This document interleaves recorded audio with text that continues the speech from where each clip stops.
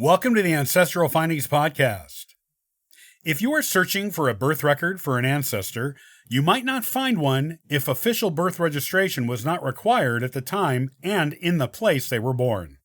However, you will likely come across a baptismal record, as most people in the past belonged to some kind of a church. This is what baptismal records were, why they had them, and what type of information you may find on your ancestor's baptismal record.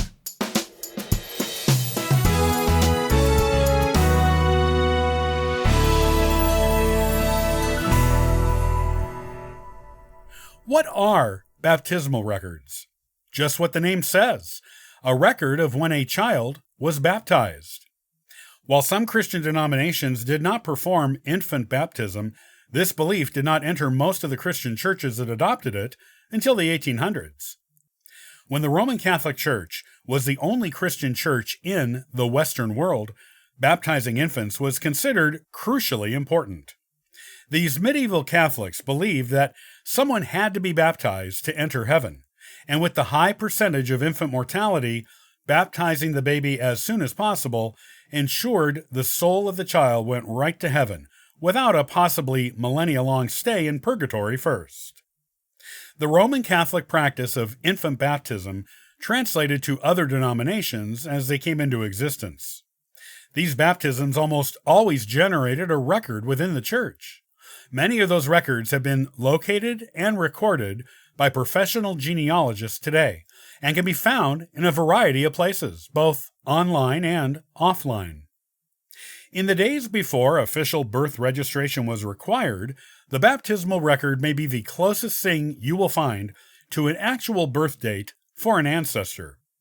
While most churches did try to baptize infants as soon after birth as possible, there were exceptions. In rural locations, the minister might be a traveling one who only came to the child's area every few months, or even once a year, or more.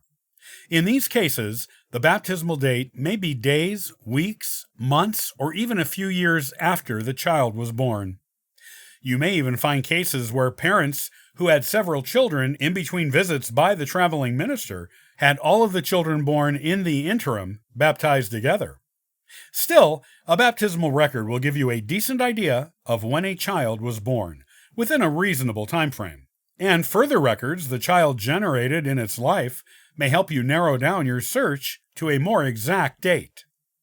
The typical baptismal record will include the child's name, date, and place of baptism, the name of the father, and the name of the minister who baptized him or her.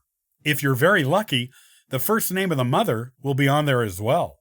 If you're incredibly lucky, the record might also include her maiden name.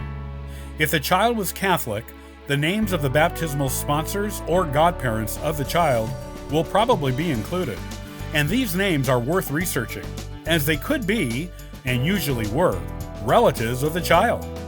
This will help you add more names to that branch of your family tree.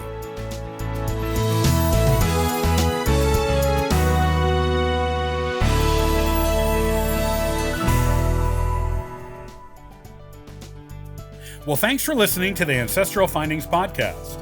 Visit ancestralfindings.com and download a free ebook and sign up for the historical postcard giveaway.